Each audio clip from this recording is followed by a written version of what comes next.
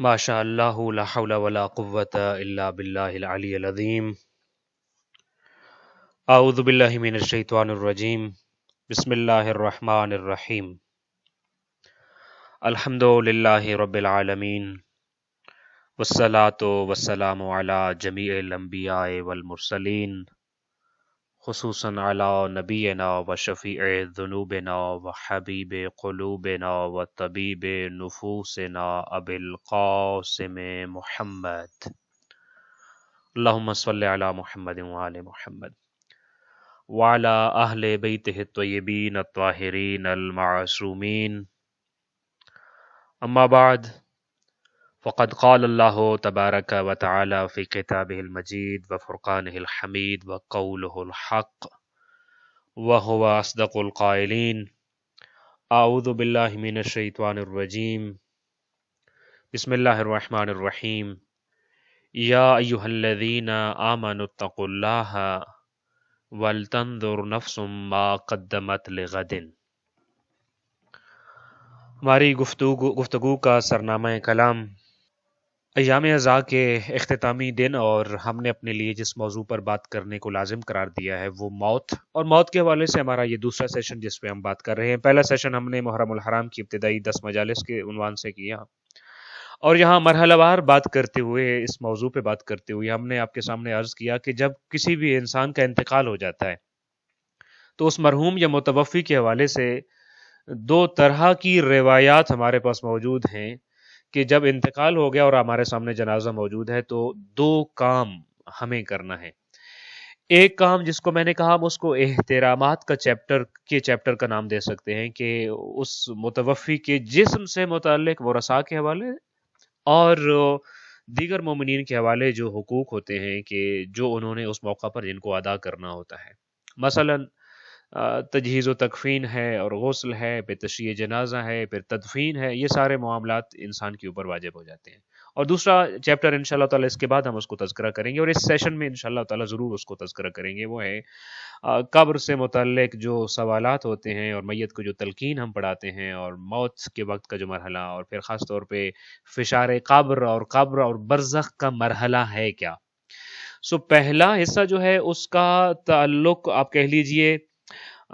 وہ ان چیزوں سے ہے کہ جو میت کے ورثاء نے انجام دینے ہوتی ہیں، اور جن کا ظاہری اعمال سے تعلق ہے، ظاہری کاموں سے تعلق ہے، جبکہ دوسری جو چیپٹر ہے اس کا تعلق عقائد کے ساتھ ہے، اور عقائد کی تلقین کرتے ہوتے ہیں ہم۔ کل آپ کے سامنے عرض کیا تھا کہ کوئی بھی جب انسان اس دنیا سے رخصت ہوتا ہے تو اس کی تجہیز و تکفین کے حوالے سے جلدی کرنا چاہیے، اس کے جتنے بھی متعلقین ہیں، ورثاء ہیں، رشتہ دار ہیں، دوست احباب ہیں، ان کو اس کی اس دنیا سے چلے جانے کی خبر جلدی دینی چاہیے۔ اور پھر اس کے بعد اگلی چیز جس کو ہم نے آپ کے سامنے عرض کیا کہ جب انسان غسل دیتا ہے میت کو، یا کوئی بھی شخص، ضروری نہیں کہ غسال ہی، کوئی بھی شخص میت کو ٹھنڈا ہو جانے کے بعد اس کے جسم کو چھو لیتا ہے تو اس کے اوپر غسل واجب ہوتا ہے، اور اس کی وجوہات کیا ہیں وہ آپ کے سامنے تذکرہ کی تھی۔ آج کے دن میں انشاءاللہ تعالی ہم جو ہے انسان جب میت کو غسل دے رہا ہوتا ہے تو اس وقت کی چند چیزیں، اور پھر اس کے بعد تشییع جنازہ، اور وہ ہم بیان کریں گے۔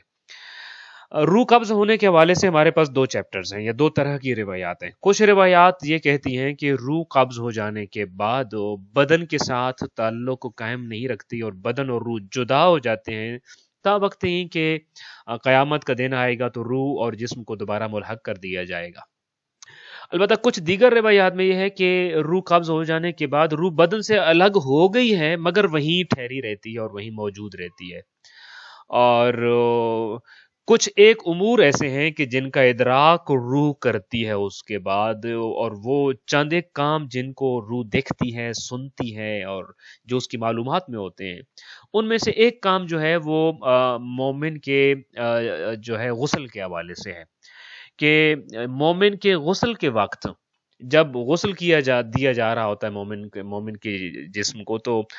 جو ہے فرشتے اس سے یہ پوچھتے ہیں کہ کیا تم اپنے اہل و عیال کے پاس واپس جانا چاہتے ہو، اس دنیا میں واپس جانا چاہتے ہو جس میں تم نے اتنی لمبی زندگی بسر کی اور جہاں سے تمہارا اتنا گہرا تعلق تھا۔ مومن یہ کہتا ہے اس حالت میں کہ میں دوبارہ اس سختیوں اور مصائب کی دنیا میں واپس نہیں آنا چاہتا، واپس نہیں جانا چاہتا۔ یعنی وہ دنیا جو مصیبتوں کی دنیا تھی، جو آزمائشوں کی دنیا تھی، جو غموں کی دنیا تھی، جو دکھ اور درد کی دنیا تھی، وہاں واپس مومن نہیں آنا چاہ رہا ہوتا. لہذا یہ غسل کے وقت اس کو آپشن دیا جاتا ہے. ایک تو وہ آپشن جیسے میں پہلے آپ کو عرض کر چکا کہ مومن کی روح قبض ہی تب ہوتی ہے جب وہ اسرائیل کو خود اجازت دیتا ہے اور خالق کائنات اس کو روح قبض ہونے کے مراحل میں ہی اس کو جنت اور اس کے درجات اور اس کا مقام اور اس کا محل دکھا دیتی ہے. ہاں، مومن ایک خواہش ضرور کرتا ہوتا ہے اس موقع پہ، وہ جینا نہیں چاہ رہا ہوتا، جینے کی خواہش نہیں کرتا، ایک خواہش کرتا ہے اور وہ یہ ہوتی ہے کہ مجھے اتنی اجازت دو کہ میں اپنے اہل و عیال کو خبر کرتا چلا جاؤں کہ میں جہاں جا رہا ہوں وہاں میرے لیے کیا کچھ آمادہ ہے.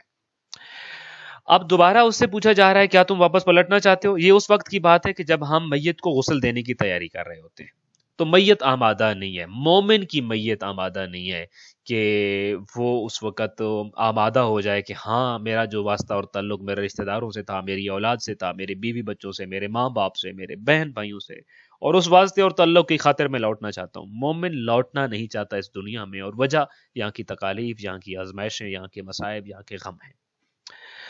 اچھا، میت کی روح جو ہوتی ہے پھر وہ اس غسل دینے کے سارے مرحلے میں بھی موجود رہتی ہے وہاں پر.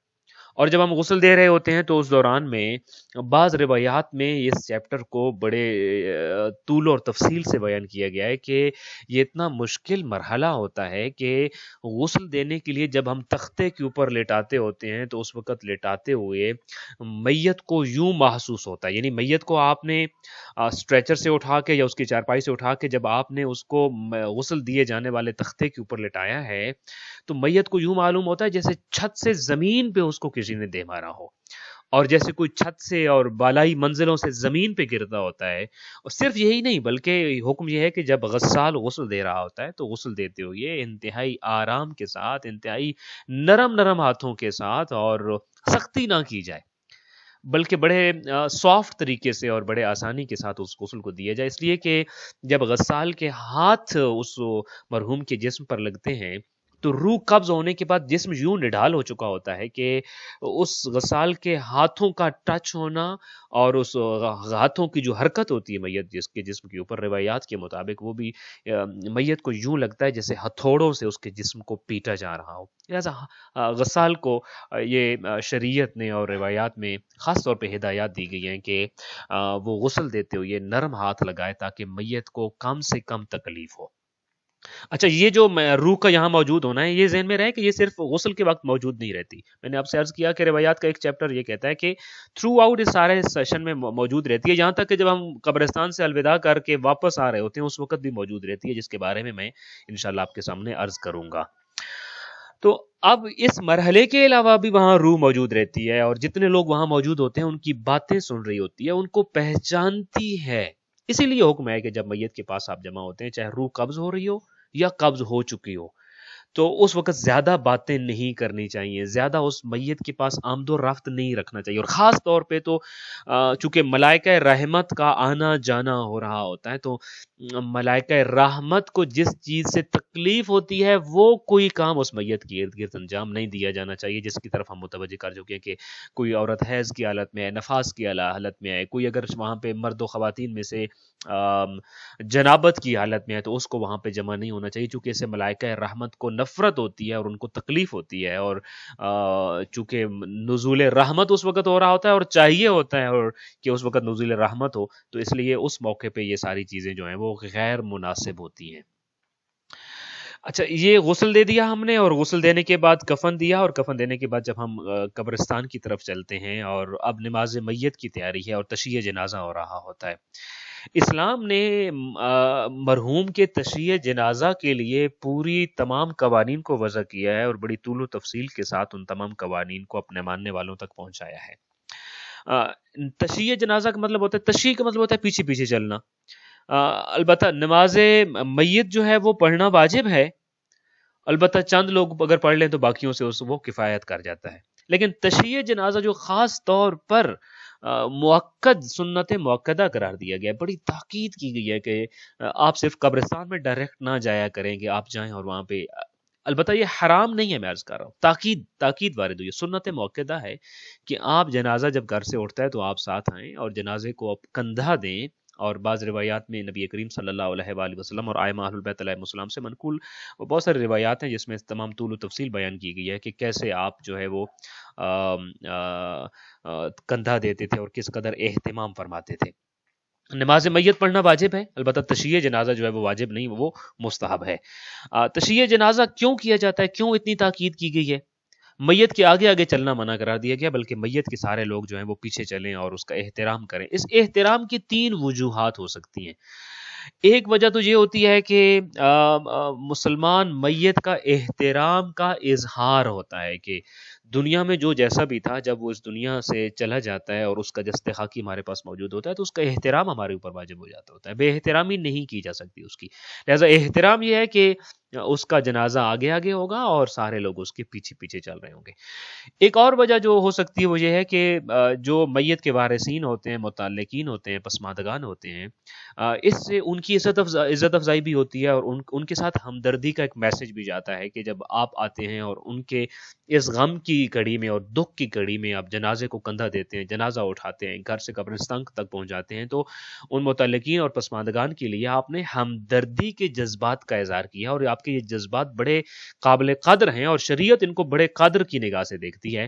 اور بلکہ میں نے ایک روایت میں پڑھا کہ مومن کو جب قبر میں لٹا دیا جاتا ہے تو قبر میں لیٹنے کے بعد سب سے پہلی بات جو مومن سے کی جاتی ہے وہ یہ ہوتی ہے کہ اے بندہ مومن،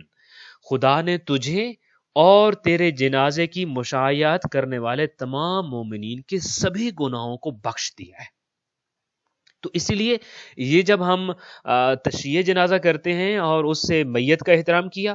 اور دوسری چیز ہم نے میت کے جو پسماندگان تھے ان کے ساتھ ہم نے ہمدردی کا اظہار کیا، اس اظہار کرنے کا اتنا درجہ ہے کہ خالق کائنات اس کی وجہ سے اور اس کے صدقے میں تشییع جنازہ کرنے والے کے سارے گناہوں کو معاف کر دیتا ہے۔ تیسری البتہ ایک وجہ بھی ہے تشییع جنازہ کیوں اتنا تاکید وارد ہوئی ہے، وہ یہ ہے کہ جب انسان تشییع جنازہ کرتا ہے اور جنازے کے پیچھے پیچھے چلتا ہے تو اس کی اپنی اندر کی توجہات جو ہیں وہ اپنی مانوی دنیا پر پڑتی ہیں، اور تشییع کرنے والے جتنے لوگ ہیں وہ اپنے اسی عمل کی طرف متوجہ ہوتے ہیں اور اپنے لیے عبرت کا سبب بنتا ہے ان کے لیے، اور وہ ان کا ذہن بیدار ہوتا ہے، ان کا قلب اور روح بیدار ہوتی ہے کہ آج ہم کسی کا جنازہ اٹھا کے جا رہے ہیں، کل ہمارا جنازہ اٹھائے ہوئے لوگ جا رہے ہیں۔ سو یہ جو وقت ہے ہمارے پاس مہلت ہے، اس میت کے پاس مہلت ختم ہو گئی ہے لیکن ہمارے پاس ابھی مہلت ہے۔ سو تیسری وجہ جنازہ اٹھانے اور اس کی تشییع کرنے اور اس کے اتنے بڑے ثواب اور اتنے بڑے درجہ قرار دینے کی وجہ یہ ہے کہ میں نے اور آپ نے اس مرحلے سے اپنی تربیت لینی ہے، اپنا مانوی اثر لینا ہے، عبرت پکڑنا ہے تاکہ عبرت ہم حاصل کریں۔ خود نبی کریم صلی اللہ علیہ وآلہ وسلم کے حوالے سے ملتا ہے کہ کان النبی صلی اللہ علیہ وآلہ وسلم اذا شیع جنازتن، کہ نبی کریم صلی اللہ علیہ وآلہ وسلم جنازے کی جب تشییع کرتے تھے تو آپ کی حالت کیا ہوتی تھی؟ غلبہ کآبۃ، آپ پر غم و اندوہ غالب آ جاتے تھے، آپ انتہائی مغموم اور انتہائی پریشان حال ہو جاتے تھے، اور وَأَكْثَرَ حَدِيثُ النَّفْسِ، اور اپنے ساتھ ہم کلامی میں مشغول ہو جاتے تھے، اپنے نفس سے کلام کر رہے ہوتے۔ کیا تو موت کے لیے آمادہ ہے؟ کیا تو اس تابوت میں لیٹنے کے لیے آمادہ ہے؟ کیا تو قبر میں تنہا جگہ پہ اتر جانے کے لیے آمادہ ہے؟ اپنے نفس سے باتیں کرتے، وَأَقَلَّ الْكَلَامِ، اور لوگوں سے باتیں جو ہیں وہ ختم کر دیتے تھے یا کلام کم کر دیتے تھے، دوسرے لوگوں سے نہیں۔ یہ وہ وقت ہے جب ہم اپنے آپ سے ہم کلام ہوتے ہیں، ہم اپنے آپ سے ہم کلام ہوتے ہیں، اپنی قبر کو یاد کرتے ہیں، اپنے جنازے کو یاد کرتے ہیں، اپنے غسل و کفن کو یاد کرتے ہوتے ہیں۔ بلکہ نبی کریم صلی اللہ علیہ وآلہ وسلم ہی سے ایک روایت ہے کہ جس میں آپ نے اس وجہ کو بتایا تھا، آپ نے فرمایا تھا عود المرضى واتبعوا الجنائز، دیکھو جب تمہارے ہاں کوئی مریض ہو جاتا ہے تو اس کی عیادت کے لیے جانا، بیماروں کی عیادت کرنا اور جنازوں کے پیچھے چلا کرنا۔ کیوں کہا؟ اس لیے ان دونوں کاموں کی وجہ کیا ہے؟ یذکرکم الآخرہ، اس سے تمہیں اپنی آخرت یاد آ جائے گی، اس سے تمہیں اپنے انجام کی فکر ہوگی۔ لہذا ان دو کاموں میں مقصد کیا ہے؟ مقصد یہ تاکہ عبرت حاصل کی جائے اور اس عبرت کے ذریعے انسان اپنے آپ کو متوجہ کرے کہ میں نے اس جہان کو چھوڑ کے جانا ہے۔ امیر المومنین علی ابن ابی طالب علیہ الصلوۃ والسلام سے منقول روایت میں بھی یہی الفاظ ہیں کہ اگلی نسلوں کا اٹھ جانا پچھلی نسلوں کے لیے سامان عبرت ہوتا ہے۔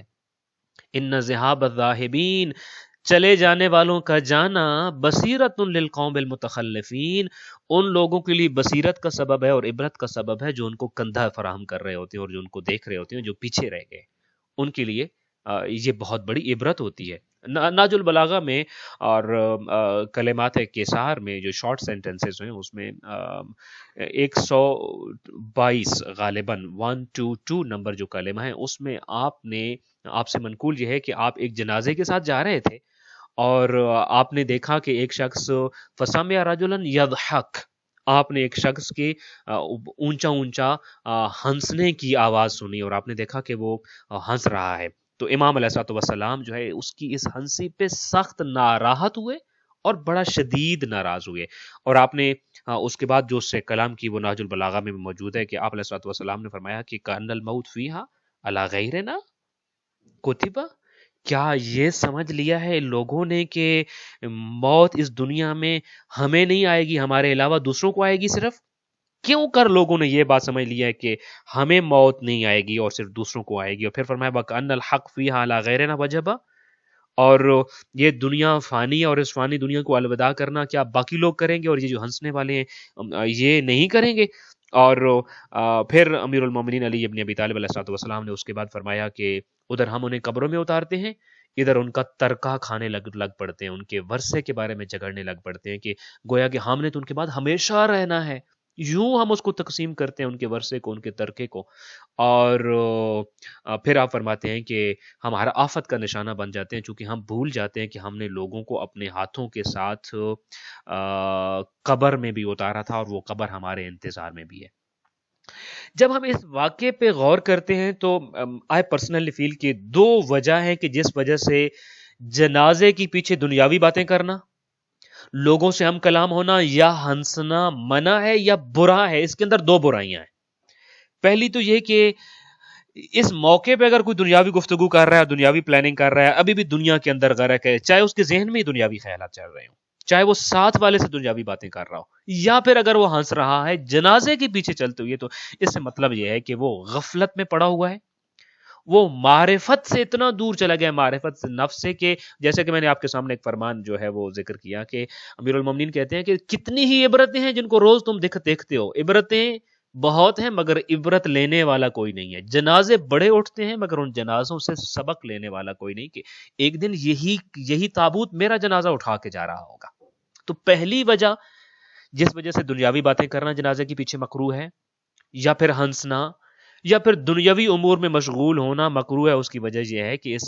اگر کوئی ایسا کر رہا ہے تو وہ غافل ہے اور غفلت کی نیند میں پڑا ہوا ہے، اور اس نے ایک انسان کی موت سے، ایک انسان کے جنازے سے، ایک انسان کا تابوت اپنے کندھے پہ اٹھا کر بھی عبرت حاصل نہیں کی، اور یہ اتنا بڑا کام بھی اس کو غفلت سے بیدار نہیں کر سکا، اور اسے لگ نہیں رہا کہ اس نے خود بھی مرنا ہے اور اس کی زندگی بھی ختم ہو جائے گی۔ ایک وجہ یہ ہے۔ دوسری وجہ جس وجہ سے منع کیا گیا ہے کہ اس جنازے کے پیچھے دنیاوی گفتگو نہیں کرنی چاہیے اور کوئی ایسا کام نہیں کرنا چاہیے جس سے دنیاوی سوچ اور اپروچ ٹپک رہی ہے، اس کی وجہ یہ ہے کہ اگر کوئی تشییع جنازہ کرتے ہوئے دنیاوی گفتگو کرے گا یا مثال کے طور پہ ہنسے گا، تو اس سے ایک تو میت کی بے احترامی بھی ہے، میت کی توہین بھی ہے، لیکن اس سے زیادہ میت کا جو مصیبت زدہ خاندان ہے ان کے ساتھ بے رخی بھی ہے، اور ان کے غم کو ہلکا سمجھنا بھی ہے، یا ان کے غم کو غم نہ سمجھنا ہے۔ لہذا اسلامی اخلاق اور آداب کے خلاف ہے کہ میت کے احترام کو چھوڑ دیا جائے، چاہے وہ میت کسی غیر مسلم کا ہی کیوں نہ ہو، کیونکہ میت جو اس دنیا سے جا رہا ہے وہ ہماری انسانی برادری کا ہے۔ نبی کریم صلی اللہ علیہ وآلہ وسلم سے ایک واقعہ ملتا ہے کہ کسی یہودی کا جنازہ گزر رہا تھا اور نبی کریم صلی اللہ علیہ وآلہ وسلم اس کے رستے پہ تشریف فرما تھے، کہیں پر آپ کے ساتھ کوئی صحابہ بھی تھے، اور جب وہ جنازہ قریب پہنچا تو آپ رستے کی سائڈ پہ کھڑے ہو گئے، احتراماً کھڑے ہو گئے، اور آپ کے صحابہ بھی کھڑے رہے، اور اس وقت تک آپ احتراماً کھڑے رہے کہ جب تک جنازہ آنکھوں سے اوجھل نہیں ہو گیا۔ مجھے اس سے ایک چیز ذہن میں آ رہی ہے، ہمارے ہاں عموماً، مجھے نہیں معلوم باقی معاشروں کا، جس معاشرے میں ہم رہتے ہیں پاکستان کے اندر، شہروں میں، دیہاتوں میں، جب جنازہ جا رہا ہوتا ہے اور اگر مین روڈ کے اوپر جنازہ تھوڑی دیر کے لیے چلے اور لوگوں نے کندھوں پر اٹھایا ہوا تو ساری ٹریفک رک جاتی ہے، گاڑیاں بھی جنازے کو کراس کرنا مناسب نہیں سمجھ رہی ہوتی ہیں، پیدل چلنے والے بھی رک جاتے ہوتے ہیں، اور جب تک وہ جنازہ جو ہے وہ مین روڈ سے قبرستان کے راستے کی طرف نہیں چلا جاتا اس وقت تک لوگ اس کے پیچھے بھی چلتے ہیں. کیوں؟ احترامن. یہ وہی چیز ہے جو ہم نے نبی کریم صلی اللہ علیہ وآلہ وسلم سے سیکھی ہے کہ یہودی کا جنازہ آ رہا ہے تو آپ نے یہودی کی جنازے کو دیکھتے ہوئے بھی آپ کھڑے ہو گئے اور آپ کے اصحاب بھی کھڑے رہے اور اس وقت تک کھڑے رہے. جو روایت کے الفاظ ہیں کہ جب تک وہ جنازہ آنکھوں سے اوجھل نہیں ہو گیا، جب تک آپ کو نظر آتا آپ کھڑے رہے. اب کسی نے آپ سے پوچھا کہ انہو یہودیون، یا رسول اللہ آپ نے اتنا احترام اکرام کیا اور وہ جنازہ جس کا جا رہا تھا وہ تو یہودی عقائد کا مالک تھا، یہودی مذہب تھا اس کا. تو آپ نے فرمایا الیست نفسن، اگر اس کا مذہب یہودی تھا تو کیا وہ انسان نہ تھا؟ انسان ہونے کے ناطے جنازے کا احترام ضروری ہوتا ہے. تو ایک چیز جس سے ہمیں جو البتہ پھر یہ یہاں پہ ایک بڑا دکھ بھرا جملہ میں کہنا چاہوں گا کہ نبی کریم صلی اللہ علیہ وآلہ وسلم جو صاحب شریعت تھے انہوں نے غیر مسلموں کے جنازوں کی بھی تکریم اور عزت کرنا سکھایا ہے، مگر نبی کریم صلی اللہ علیہ وآلہ وسلم کے اپنے فرزندان کے جنازے کی کیفیت کو دیکھ لیجئے، چاہے وہ امام حسن مجتبی علیہ الصلوۃ والسلام ہوں یا امام حسین شہید کربلا ہوں. دونوں کے جنازوں کی کیفیت کو دیکھ لیجئے کہ کس کیفیت میں اس صاحب شریعت کی شریعت کا کلمہ پڑھنے والوں نے اور شریعت کو ماننے والوں نے وہ کیا عزت اور احترام اور تکریم کی ہے نبی کریم صلی اللہ علیہ وآلہ وسلم کی اپنے فرزندان کی. سو یہ تشییع جنازہ جو ہے وہ مستحب ہے اور اس کے آداب ہیں، ان آداب کے ساتھ چلنا چاہیے. اور روایات یہ کہتی ہیں کہ اس دوران میں انسان کو سوچنا چاہیے کہ اس مرحلے میں وہ انسان خود جو ہے وہ اس تابوت میں موجود ہے اور اسی کا جنازہ جا رہا ہے اور وہی قبر میں جا رہا ہے اور آج کی رات اس کی پہلی قبر کی رات ہوگی. تو اس مرحلے میں وہ کس طریقے سے مینج کر سکے گا اپنی موت کے مراحل کو. جب جنازہ قبرستان پہنچ جاتا ہے تو وہاں پہ قبرستان میں ظاہر جنازہ پڑھا جاتا ہے، اور جنازہ پڑھنا میں نے جیسے ابھی کہا کہ اس کو مستحب قرار دیا گیا ہے، واجب قرار دیا گیا ہے چند لوگوں کے لیے کہ جب تک چند لوگ وہاں موجود نہیں ہوتے تو پورے لوگوں پر واجب ہوتا ہے، لیکن اگر ایک شخص بھی ایون ادا کر دے تو باقی لوگوں سے ساقط ہو جاتا ہے. تو تشییع جنازہ میں لوگ موجود ہوتے ہیں اور جب پڑھا جاتا ہے تو سارے لوگ مل کر گواہی دے رہے ہوتے ہیں اور حسن ظن پر مبنی گواہی دے رہے ہوتے ہیں کہ پروردگارہ ہم اس کے بارے میں سوائے اچھائی اور نیکی کے کچھ نہیں جانتے. اس کا کیا مطلب ہے؟ ایک بات البتہ میں کروں گا، زیادہ ڈیٹیل میں ہم نہیں جا سکیں گے چونکہ چند ایک وہ چیزیں کروں گا جس کے بارے میں ہم بالکل لا علم بیٹھے ہوتے ہیں. اس کا مطلب یہ ہے کہ وہ شخص جس کو میں نے اپنی زندگی میں خدا نہ خواستہ برائی کرتے دیکھا تھا اور گناہ کرتے ہوئے دیکھا تھا اور کیا پتہ کل ہی دیکھا اور آج اس کے جنازے پہ کھڑا ہوں اور میں کہتا ہوں اللہم انی لا اعلم منہ الا خیرا وانت اعلم به منا، یہ جملہ جو ہم مردے کے بارے میں کہہ رہے ہیں ضرورت یہ ہے کہ اس جملے کو قبرستان سے اٹھا کر زندوں کی بستی میں بھی لے آیا جائے. اللہم انا لا نعلم منہ الا خیرا، پروردگارہ میں اس کے بارے میں سوائے اچھائی اور نیکی کے کچھ نہیں جانتا. کیا پتہ ایک دن پہلے یہی جملہ کہنے والا اس کے ساتھ مل کر کسی گناہ میں شریک تھا. وانت اعلم به منا، یہ اگلا جملہ بتاتا ہے کہ پچھلا جملہ جھوٹ نہیں ہے، یہ حسن ظن ہے. پروردگارہ میرا علم، دیکھیں علم کیا ہے، یہاں ہم دنیا میں کسی کے بارے میں شک بھی ہوتا ہے نا کہ وہ اس نے برائی کی یا برا کیا یا میرے بارے میں غلط سوچا تھا، ہم اس شک کو بھی حقیقت بنا کر پیش کرتے ہوتے ہیں. ایسا نہیں ہے، جو ہم نے کسی کے جنازے پہ کرنا ہے وہ اس کی زندگی میں زیادہ حقدار ہے اس کے ساتھ یہاں زندگی میں کیا جائے. کیا ہے؟ اس کی کسی بھی عمل کی 70 توجیہیں ہیں، روایت تو یہ کہتی ہے 72 توجیہیں کیجیے، حسن ظن کیجیے. وہ کچھ بھی کرتا ہے، آپ نے اس کو اپنی آنکھوں کے سامنے ایک گناہ کرتے ہوئے دیکھا ہے، پھر بھی حسن ظن کیجیے، اس کے اس گناہ کو آشکار مت کیجیے جب تک چند ایک شرائط موجود ہوتی ہیں. تو اللہم انہ لا نعلم منہ الا خیرا وانت عالم به منا، اس جملے کو ہم نے اپنی زندگی کی روش بنانا ہے. کسی بھی انسان کے بارے میں اس نے ظن سے کام لینا ہے، کسی بھی شخص کے بارے میں اپنے اندر پائے جانے والے نیگیٹیوز کو ختم کر دینا ہے. اینی جنازہ ہو جاتا ہے، اب جنازہ ہو جانے کے بعد ہم نے قبر پہ لے جانا ہے اس مرحوم کو اور متوفی کو. حکم یہ ہے کہ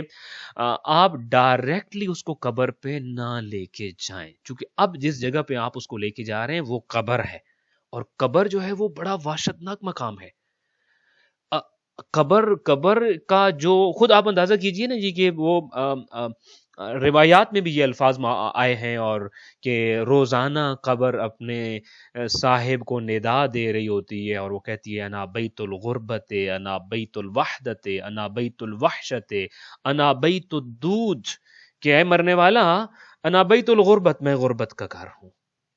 انا بیت الوحدت، میں تنہائی کا گھر ہوں، انا بیت الوحشت، میں ڈراؤنا اور وحشتناک گھر ہوں، انا بیت الدود، میں مٹی کا فرش ہوں، مٹی میں کیڑے مکوڑے بھی ہوتے ہیں، میں تو کیڑوں مکوڑوں کا گھر ہوں۔ اور یہ اسی قبر کی طرف ہم اس میت کو لیے جا رہے ہیں۔ ایک لمحے کو فرض کیجئے مجھے اور آپ کو ہی اس تابوت میں اٹھا کر وہاں لے جایا جا رہا ہے۔ اچھا، اب یہاں پہ اس مرحلے میں روایات میں یہ ملتا ہے کہ چونکہ میت کے جسم کے ساتھ روح بھی موجود ہوتی ہے، اور روح کو ادراک ہوتا ہے کہ اب مجھے میری آخری منزل کی طرف لے جایا جا رہا ہے۔ اور قبر بڑا وحشتناک گھر، ڈراؤنا گھر، تنہائی کا گھر، کیڑوں کا گھر، غربت کا گھر، آمادہ نہیں ہوتا میت کے فوراً سے اپنی اس ٹھکانے کو اپنے لیے قبول کر لے۔ لہذا حکم یہ ہے کہ میت کو جب قبر کے پاس لے جانا ہو تو جنازہ گاہ سے جہاں سے اس کا جنازہ پڑا گیا اس کو اٹھا کر فوراً قبر میں نہیں اتارنا چاہیے، چونکہ قبر بڑی ہولناک جگہ ہے، اور جو صاحب قبر ہے وہ اس سے ساری زندگی پناہ بھی مانگتا ہوتا ہے، دعا بھی کرتا ہوتا ہے۔ تو اس لیے اب میت کو جو ہے وہ جنازہ گاہ سے، جنازے والا مقام سے اٹھائیں تو قبر میں رکھنے سے پہلے درمیان میں جو جتنا بھی سفر ہو، جتنا بھی فاصلہ ہو،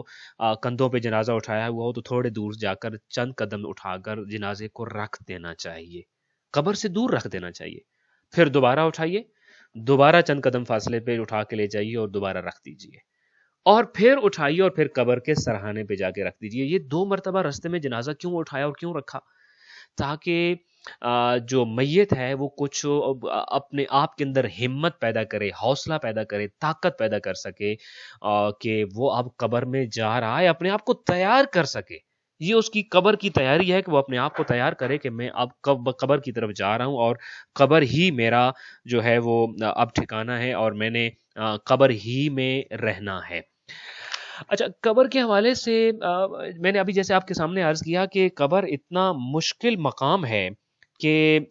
قبر میں جانے کے لیے بھی انسان کو 2 مرتبہ سستا کر اور آرام کر کے لے جانا چاہیے، تاکہ وہ وہاں پہ جاتے ہوئے اپنا ذہن بنا لے اور وہ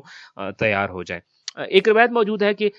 برا ابن عازب جو کہ نبی کریم صلی اللہ علیہ وآلہ وسلم کے اصحاب میں سے بڑی مشہور ہستی ہیں، وہ کہتے ہیں کہ ایک مرتبہ نبی کریم صلی اللہ علیہ وآلہ وسلم کے پاس میں بیٹھا ہوا تھا، تو ہم نے دیکھا کہ دور کچھ لوگ اکٹھے تھے اور بڑا انہوں نے مجمع لگایا ہوا تھا۔ تو آپ نے پوچھا کہ یہ لوگ یہاں کیوں جمع ہیں، کیوں اکٹھے ہوئی ہیں؟ تو ان لوگوں نے بتایا کہ یا رسول اللہ، یہاں قبر کھودنے کے لیے یہ لوگ جمع ہوئے ہیں۔ تو برا کہتے ہیں کہ آن حضرت صلی اللہ علیہ وآلہ وسلم نے جو ہی نام سنا نا قبر کا، کہ یہ لوگ قبر کھودنے کے لیے، قبر تیار کرنے کے لیے، تو آپ فوراً اٹھ کھڑے ہوئے اور جلدی جلدی ان کی طرف چل دیے۔ لوگ قبر تیار کر رہے تھے، تو کہتے ہیں میں بھی نبی کریم صلی اللہ علیہ وآلہ وسلم کے ساتھ چلا گیا، اور قبر کے ایک کنارے پر نبی کریم صلی اللہ علیہ وآلہ وسلم بیٹھ گئے، میں دوسری طرف آپ کے بالکل سامنے دوسرے کنارے پر بیٹھ گیا۔ مقصد یہ تھا کہ میں نبی کریم صلی اللہ علیہ وآلہ وسلم کو دیکھ سکوں کہ آپ قبر کے پاس کیوں تشریف لے آئے ہیں، آپ کیا کرتے ہیں۔ تو وہ کہتے ہیں کہ میں نے دیکھا کہ نبی کریم صلی اللہ علیہ وآلہ وسلم قبر کا تیار کرنے والے قبر کی تیاری کر رہے تھے، اور نبی کریم اس قدر رو رہے تھے کہ آپ کے آنسوؤں سے آپ کا چہرہ اور آپ کے داڑھی مبارک تر ہو گئے۔ اور پھر آپ نے ان قبر کھودنے والوں کو اور ہم سارے لوگوں کو متوجہ کیا، اور آپ نے ارشاد فرمایا کہ اخوانی لمثل ھذا فاعدوہ، اے میرے بھائیوں، یہ جو قبر تیار کر رہے ہو یہ کسی اور کی نہیں، یہ تمہاری اپنی قبر ہے۔ اس قبر کے لیے خود کو بھی تیار کرو، خود کو تیار کرو اس قبر کے لیے۔ یہ قبر بڑا ڈراؤنا گھر ہے، اس کے لیے آمادگی۔ اخوانی لمثل ھذا، اس کی مثل، اس کی جیسے ایک مکان پہ تم نے بھی وارد ہونا ہے، اور اس کے لیے اپنے آپ کو تیار کیجئے۔ آپ دیکھیے امیر المومنین علی ابن ابی طالب علیہ الصلوۃ والسلام یا باقی جتنے عرفاء کے حوالے سے اگر آپ قبر کے حوالے سے ان کی تمام گفتگوؤں کو جمع کریں تو آپ کو معلوم ہوگا کہ ان میں سے ہر ایک کی گفتگو کا خلاصہ یہ ہوتا تھا کہ ایک بڑا طویل سفر ہے، زاد راہ بڑا کم ہے، اور وحشتناک قبر ہے، کوئی مونس نہیں، کوئی غمخوار نہیں، کوئی ساتھی نہیں، اور وہاں جس کو جواب دینا ہے وہ عادل ذات ہے، اور جواب تو چھوڑیے ہمارے پاس تو دلیل بھی نہیں ہے قبر میں کیسے سامنا کریں گے اس کا۔ یہ قبر ہی کا مرحلہ اتنا مشکل ہے کہ ہم یہ دیکھتے ہیں کہ حضرت زہرا سلام اللہ علیہا جیسی معصوم ہستی آپ کی وصیت تھی مولا امیر المومنین علی ابن ابی طالب علیہ السلام کو کہ جب میری وفات ہو جائے، شہادت ہو جائے، تو میری شہادت کے بعد آپ نے مجھے غسل دینا ہے، آپ نے کفن دینا ہے، آپ نے خود میرا جنازہ پڑھنا ہے، خود میری قبر تیار کرنی ہے، اور قبر میں آپ نے اتارنا بھی خود ہے، اور میری لاحد میں اور میری قبر میں مجھے اتارنے کے بعد جب میرے اوپر مٹی ڈال دینا، تو پھر اس کے بعد میرے سرہانے میں جس طرف میں نے میرا منہ ہے اس کے مقابل آپ نے بیٹھ جانا ہے، اور میرے لیے قرآن خوانی کرنی ہے، اور میرے لیے زیادہ سے زیادہ دعا کرنی ہے، اس لیے کہ میں نے اپنے بابا سے سنا تھا کہ قبر کی پہلی رات، یا یوں کہوں قبر کا ابتدائی وقت میت کے لیے، متوفی کے لیے، مرحوم کے لیے نہایت مشکل ہوتا ہے۔ تو آپ کہنے لگیں یا علی، یہ وہ وقت ہوتا ہے کہ جس میں مردہ زندہ کے زیادہ انس و محبت کا محتاج ہوتا ہے، لہٰذا آپ اس وقت وہ میرے پاس رہیے گا، میرے لیے دعا کیجئے گا، تلاوت کیجئے گا۔ یعنی وہ پہلی رات امیر المومنین علی ابن ابی طالب علیہ السلام نے قبر حضرت زہرا پہ گزاری، اور یہ وصیت تھی آپ کو، یہ وصیت تھی آپ کو۔ یہ وہ وقت ہوتا ہے کہ جب حضرت زہرا سلام اللہ علیہ کی وصیت کے آخری جملے پہ غور فرمائیے گا کہ جس میں مردہ زندہ کی انس و محبت کا محتاج ہوتا ہے، اس کی نیکی کا محتاج ہوتا ہے۔ میں نے اپنے ہاں مختلف جنازوں میں ایک چیز کو دیکھا ہے، یہ جب میت کو ہم اتار رہے ہوتے ہیں تو یقیناً آپ لوگ آگاہ ہوں گے کہ 2 تلقین پڑھی جاتی ہیں۔ ایک روایت میں میں نے پڑھا کہ 3 تلقینیں بھی پڑھ دینی چاہیے، اس سے زیادہ بہتر ہوتا ہے۔ اینی ہاؤ 2 تلقینیں تو مسلم ہیں پڑھنی چاہیے۔ ایک وہ تلقین کہ جب میت کو قبر کی مٹی پہ لٹا دیا جاتا ہے تو لٹانے کے بعد ایک شخص اس کے کندھے ہلاتا ہے، اور تلقین کا مطلب کیا ہے؟ تلقین کا مطلب ہوتا ہے یاد دہانی، کہ یا فلاں ابن فلاں اذا اتاک الملکان المقربان من عند اللہ تبارک و تعالی، کہ اے فلاں ابن فلاں، ابھی ہم قبر بند کر دیں گے اور آپ کے پاس اللہ کی طرف سے مقرب فرشتے آئیں گے، فلا تخف ولا تحزن، دیکھو جب فرشتے تمہاری قبر میں آئیں گے تمہیں ڈرنا نہیں ہے، گھبرانا نہیں ہے، پریشان نہیں ہونا ہے، اور وہ آپ سے وسالہ کا، اور تم سے وہ سوال کریں گے، ان رب کا، تیرے رب کے بارے میں، ان دین کا، تیرے دین کے بارے میں، ان قبلت کا، تیرے قبلہ کے بارے میں، ان کتاب کا، تیری کتاب کے بارے میں، ان نبی کا، تیرے نبی کے بارے میں، وان امام کا، تیرے امام کے بارے میں سوال کریں گے۔ فلا تخف ولا تحزن،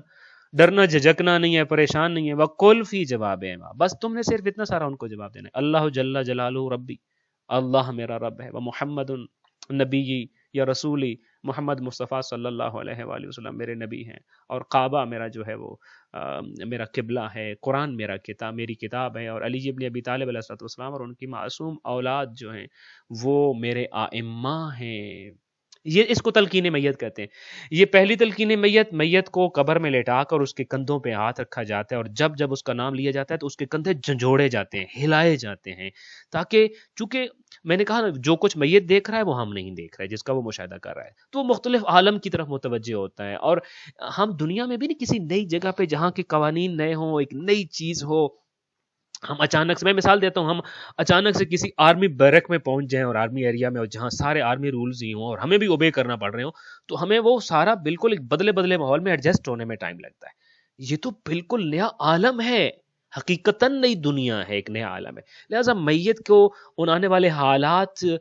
نے مصروف کیا ہوا ہوتا ہے، لہٰذا اس کا کندھا ہلایا جاتا ہے کہ دیکھو اس لمحے یہ ضروری بات سن لو، قبر میں ابھی 2 فرشتے آئیں گے اور انہوں سوال کرنے، اور ان سوالوں کے جواب یہ ہیں، ان کو یاد کر لو۔ پھر تعویذ قبر بند ہو جاتا ہے تو حکم یہ ہے کہ سارے لوگ گھروں کو واپس چلے جاتے ہیں جب، اور میں البتہ ساتھ یہاں یہ بھی عرض کروں، جیسا میں پہلے کہہ چکا تھا، کہ جب ہم میت کی قبر کو بند کر دیتے ہیں، تعویذ قبر بند کر دیتے ہیں، تو لوگ واپس جانے لگتے ہیں۔ دفن کرنے کے بعد روح وہاں ابھی بھی موجود رہتی ہے،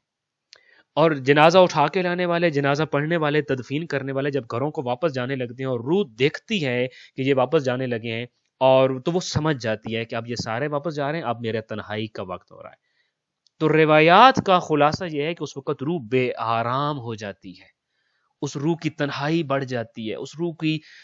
بے بسی بڑھ جاتی ہے، اس کی بے آرامی میں اضافہ ہو جاتا ہے، اور حسرت بھری نگاہیں کرتی ہے اپنے رشتہ داروں کی طرف، اپنی اولاد کی طرف، کہ جن کے ساتھ میں نے زندگی میں اتنی تکالیف اٹھائی تھی، ان ساری تکالیف کو اٹھانے کے باوجود بھی آج مجھے اس مرحلے میں اکیلا اور تنہا ہی گزرنا ہوگا۔ آج میرا کوئی مونس و غمخوار نہیں ہے،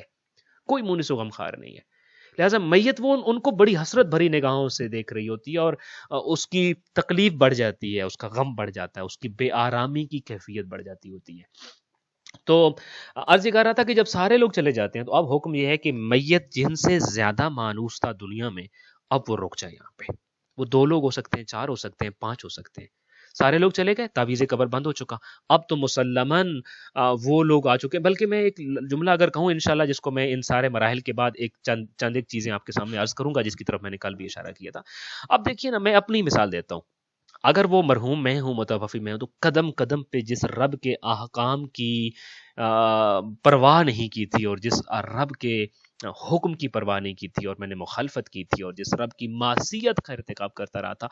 ڈائریکٹ وہ رب مجھ سے ہم کلام ہوگا اس وقت میں ڈائریکٹ۔ اور ایک تو جملہ یہی ہے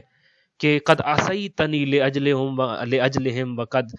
تم نے جن کی وجہ سے میری معصیت کی تھی، جن کی وجہ سے تو جھوٹ بولتا رہا، جن کی وجہ سے تو حرام کماتا رہا، جن کے ساتھ ان سے محبت کی خاطر تو گناہوں کا بوجھ اپنی پیٹھ پہ لادتا رہا، تو وہ روایت یہ ہے کہ وحیدن فریدہ کے الفاظ آتے ہیں کہ وقد ترکو کا وحیدن فریدہ، کہ آج تجھے اس قبر میں تنہا اور اکیلا چھوڑ کے چلے گئے۔ میری شریعت کا مذاق جن کی وجہ سے آج تو وہ چھوڑ کے چلے گئے، اور آج میں ہوں اور تو ہے، اور کوئی نہیں ہے جو تجھ سے اس وقت ان سے محبت کی گفتگو کر سکتا ہو۔ تو اب ڈائریکٹ وہ ہم کلام ہو رہا ہے جس کا حکم یہاں ہمیں ملتا تھا، اور ہم اس حکم کی پرواہ نہیں کرتے تھے۔ اچھا، باقی لوگ چلے گئے، اب چند لوگوں کو یہاں بیٹھنا چاہیے جس سے میت بہت زیادہ مانوس تھا، اور دوبارہ وہی تلقین پڑھنی چاہیے، یا فلاں ابن فلاں اذا اتاک الملکان المقربان والی، وہ ساری پڑھنی چاہیے۔ میں ایک جنازے میں موجود تھا، اور ایک بڑی سڈن ڈیتھ ہوئی تھی، تو اس مرحوم کے جو سب سے قریب شخص تھے، میں نے ان کو وہاں پہ اس موقع پہ کہا کہ ایک تلقین تو ہو گئی ہے، لیکن ابھی دوسری تلقین کے لیے یہ حکم یہی بتایا میں نے کہ اس وقت حضرت زہرا سلام اللہ علیہ کی وصیت کا وہ جملہ اصل میں جس کی توضیح و تشریح کرنا چاہ رہا ہوں، کہ جس میں آپ نے حضرت علی ابن ابی طالب علیہ السلام سے اس وصیت کے آخر میں فرمایا تھا کہ یہ ایسا وقت ہوتا ہے کہ جس میں مردہ زندہ کے انس و محبت کا محتاج ہوتا ہے۔ تو میں نے ان سے یہی بات بتائی کہ اب یہ بہت مشکل وقت ہے، تو باقی لوگ گھروں کو چلے جائیں گے، لیکن چونکہ آپ سب سے زیادہ قریب تھے، تو آپ اور اپنے قریب کے 2-4 لوگ اور روک لیجئے، اور آپ اس تلقین کو ضرور پڑھ کے جائیے۔ تو مجھے وہ کہنے لگے کہ میں ضرور یہ کر دیتا، لیکن ایسے ہے کہ چونکہ مہمان آئے ہوئے ہیں، ظاہر ہے میت ہو گیا ہے، جنازہ ہو گیا ہے، تو فوتگی پہ تو مہمان آتے ہیں، تو اگر میں یہاں رک جاؤں گا تو مہمانوں نے فاتح خوانی کرنی ہے، ان کو کون اٹینڈ کرے گا، اور فاتح خوانی، اور انہوں نے بھی تعزیت کرنی ہے، تو مجھے تعزیت کے لیے جانا ہوگا۔ یہ جملہ پھر میں نے حضرت زہرا سلام اللہ علیہ کو ان کے سامنے دہرایا۔ تو میں نے کہا اس وقت مہمان بڑا محترم بھی ہے، اور اس کا اکرام اور احترام بھی ہے، مگر اس وقت آپ کی جو انس و محبت اور آپ کی ضرورت جتنی اس میت کو ہے، اس سے بڑھ کے دنیا میں کسی کو نہیں ہو سکتی ہے۔ لہٰذا یہ سمجھیے کہ آپ کی ضرورت زیادہ کہاں ہے، آپ کی زیادہ ضرورت اس میت کے پاس ہے۔ ہمارا المیہ یہ ہے کہ ہم میت کو جب اس دنیا سے چلا جاتا ہے تو اس کے بعد پریکٹیکلی بھولنا شروع ہو جاتے ہیں۔ کتنی ہی لوگ ہیں جن کو ہم متوجہ کرتے ہیں، اور وہ لوگ متوجہ کرنے کے باوجود متوجہ نہیں ہو پاتے کہ جو کام آپ اس میت کو نیکی پہنچانے کے عنوان سے کر رہے ہیں، اس سے اس کی کوئی نیکی نہیں پہنچ رہی، آپ کی نیک نامی صرف ہو رہی ہے دنیا میں۔ یعنی مرحوم کو نیکی پہنچانا اور بات ہے، اپنی نیک نامی دنیا میں بنانا یہ اور بات ہے۔ کتنے ہی لوگوں کو متوجہ کرتے ہیں کہ آپ ان کے لیے رسم کل کر رہے ہیں، آپ ان کے لیے برسی کر رہے ہیں، ان کا چہلم کر رہے ہیں، کوئی اور پروگرام نیکی کا کر رہے ہیں۔ وہ کریے جس کے بارے میں آپ شور ہوں کہ اس کے اندر نیکی بھی ہے، اور یہ نیکی وہاں میں پہنچاؤں گا بھی صحیح، اپنے اندر اتنا خلوص رکھوں گا کہ اس نیکی کو میں دکھلاوے کے لیے نہیں کر رہا۔ ہمارا المیہ کیا، وہ جو دنیا میں ہم کو سب سے بڑا عزیز اور سب سے بڑا پیارا تھا، جب اس دنیا سے رخصت ہوتا ہے تو پھر ہم اس کو بھول جاتے ہیں، اور ہم پھر دنیا داری پہ آ جاتے ہوتے ہیں۔ حضرت زہرا سلام اللہ علیہ نے یہ بتایا کہ قبر کتنی مشکل ہے۔ علی ابن ابی طالب علیہ السلام کو وصیت کی، میرے بابا کہا کرتے تھے کہ قبر کی پہلی رات اور قبر کا ابتدائی وقت مرحوم کے لیے نہایت مشکل ہوتا ہے، لہٰذا اس لمحے میں تعزیت کرنے والوں کو ضرور یاد رکھیے، مگر آپ میں سے چند لوگ ضرور صاحب قبر کے پاس رہیں اور اس کو دوسری تلقین بھی ضرور پڑھی جائے، ہو سکے تو کچھ وقفے کے بعد تیسری تلقین کو بھی پڑھا جانا چاہیے، اور وہاں پہ تلاوت قرآن اور دیگر عقائد اور ان چیزوں کا تذکرہ بھی ہونا چاہیے تاکہ میت کو تسلی رہے، وہ اکیلا محسوس نہ کرے، اور پھر آپ کی گفتگو چونکہ روح موجود ہوتی ہے وہاں پہ سن رہی ہوتی ہے، آپ کی موجودگی کو دیکھ رہی ہوتی ہے، آپ کی باتیں سن رہی ہوتی ہے، آپ کے واپس جانے کو بھی محسوس کر رہی ہوتی ہے، لہٰذا وہاں پہ موجودگی سے آپ اس کی ڈھارس بھی بتا سکتے ہیں اور آپ ان کو جو اس وقت کے سوال و جواب ہیں ان کی طرف متوجہ بھی کر سکتے ہیں۔ میں ایک اور مثال آپ کے سامنے عرض کرتا ہوں اور انشاءاللہ تعالی آج کی گفتگو کا یہی اختتام کرتے ہیں کہ حضرت فاطمہ بنت اسد کا جب انتقال ہوا تو امیر المومنین علی بن ابی طالب علیہ الصلوۃ والسلام روتے روتے نبی کریم صلی اللہ علیہ وآلہ وسلم کی خدمت میں حاضر ہوئے اور آپ نے عرض کیا کہ میری والدہ کا انتقال ہو گیا۔ نبی کریم صلی اللہ علیہ وآلہ وسلم نے فرمایا کہ میری والدہ دنیا سے گزر گئی ہیں، یعنی گویا کہ آپ نے کہا کہ میرے لیے ماں کا مقام تھا، اور وہ واقعتاً نبی کریم اپنی زندگی میں حضرت فاطمہ بنت اسد سے ایک ماں کے جیسا سلوک کرتے تھے اور ان کو اپنی ماں کے جیسا احترام دیتے تھے۔ اچھا، جب نبی کریم صلی اللہ علیہ وآلہ وسلم نے حضرت فاطمہ بنت اسد کی وفات کے بعد چند ایک مخصوص کام کیے کہ مثلا آپ نے اپنا پیراہن، اپنا کرتا کفن کے طور پہ دیا، کفن جب پہنانا تھا، جب قبر تیار ہوئی تو قبر میں آپ لیٹ گئے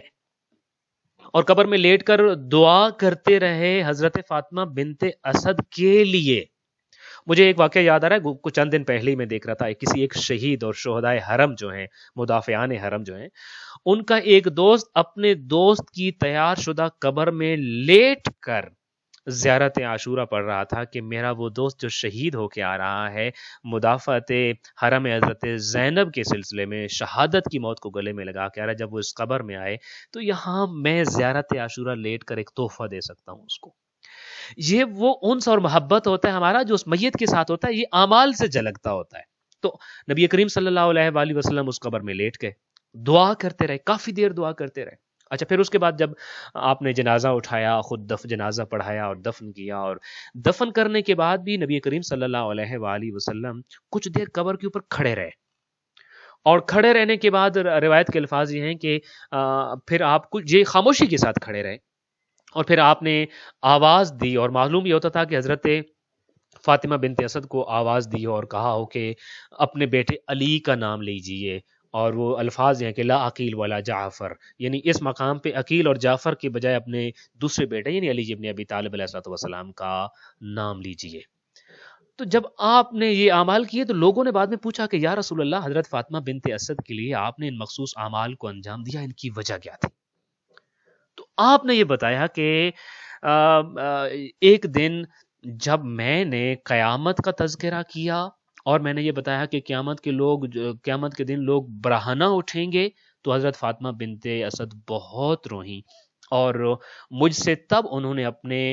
میرے پیراہن کو کفن کے طور پر دینے کا مطالبہ کیا، اور انہوں نے کہا تھا کہ مجھے اپنا پیراہن کفن کے طور پر دیجیے گا، مجھے یقین ہے اگر آپ کے جسم سے مس ہوئی چیز میرے جسم پہ ہوگی تو قیامت کے دن حالت برہنہ میں نہیں اٹھوں گی۔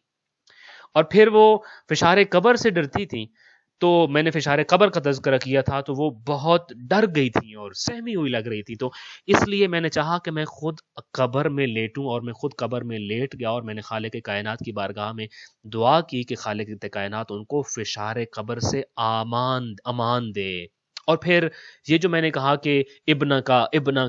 اپنے بیٹے کا نام لیجیے، اپنے بیٹے کا نام لیجیے، اپنے بیٹے کا نام لیجیے، اور لا عقیل ولا جعفر، عقیل اور جعفر نہیں بلکہ علی کا نام لیجیے۔ تو بظاہر اس جملے سے یہ لگتا ہے کہ حضرت فاطمہ بنت اسد کی جو وفات ہے وہ غدیر خم سے پہلے ہوئی تھی۔ تو آپ نے کہا کہ یہ منکر و نکیر سوال کر رہے تھے، تو اب سوال یہ تھا کہ آپ کے امام کون ہیں، تو میں نے ابھی ان کو یہ بتایا ہے کہ آپ اپنے بیٹے علی کا نام لیجیے۔ تو یہ آپ اندازہ کیجئے کہ حضرت فاطمہ بنت اسد کی مقام کیا تھا، جلالت کیا تھی، ان کا اکرام کتنا تھا کہ خانہ کعبہ میں حضرت علی ابن ابی طالب علیہ السلام پیدا ہوئے اور وہ خانہ کعبہ نے ان کو رستہ دیا اندر جانے کا۔ 3 دن تک خداوند متعال نے ان کو اپنا مہمان ٹھہرایا کعبہ کے اندر، اور جو لوگ ایمان لے کر آئے جب اسلام ظاہری طور پہ آ گیا، دوسری خاتون حضرت خدیجہ الکبریٰ سلام اللہ علیہا کے بعد کہ جو فوراً ایمان لے آئیں اور اس قدر عبادت گزار تھیں، اور لیکن اتنا سارے اعزازات کے باوجود آپ ڈرتی تھیں،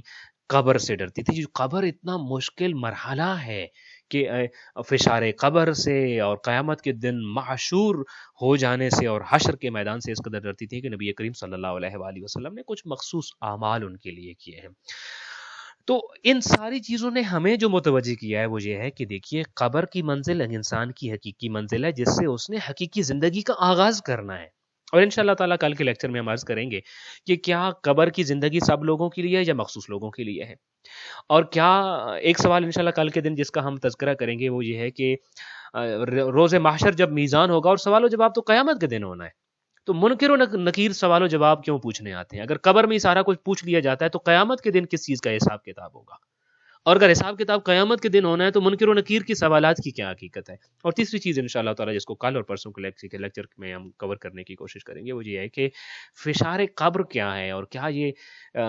فشار قبر ہر ایک کو پیش آتا ہے، اور کون کون سے کام ہیں جو فشار قبر کا سبب بنتے ہیں، اور کون کون سی چیزیں ہیں اور کون کون سے اعمال ہیں کہ جن کو انجام دے کر انسان قبر کی ہولناکیوں سے محفوظ رہ سکتا ہے، اور قبر کے دردناک مناظر سے محفوظ رہ سکتا ہے، اور قبر میں سکون پا سکتا ہے، اور قبر میں اس کو خوشی مل سکتی ہے۔ انشاءاللہ تعالیٰ ان چیزوں کو ہم آنے والے لیکچرز میں بیان کریں گے۔ دعا ہے خالق کائنات ہمیں اپنی قبر کی تیاری کرنے کی توفیق عطا فرمائے۔ ظاہر ہے قبر میں اعمال چاہیے ہیں، سو قبر کے تنہائی کو انس و محبت میں بدلنے والے اعمال کرنے کی توفیق عطا فرمائے، قبر کے اندھیرے کو روشنی میں بدلنے والے اعمال کرنے کی توفیق عطا فرمائے، اور قبر کی غربت کو اور قبر کی وحشت کو کم کرنے والے اعمال کرنے کی توفیق عطا فرمائے۔ دعا ہے خالق کائنات ہمارا خاتمہ بالخیر اور خاتمہ بالایمان فرمائے،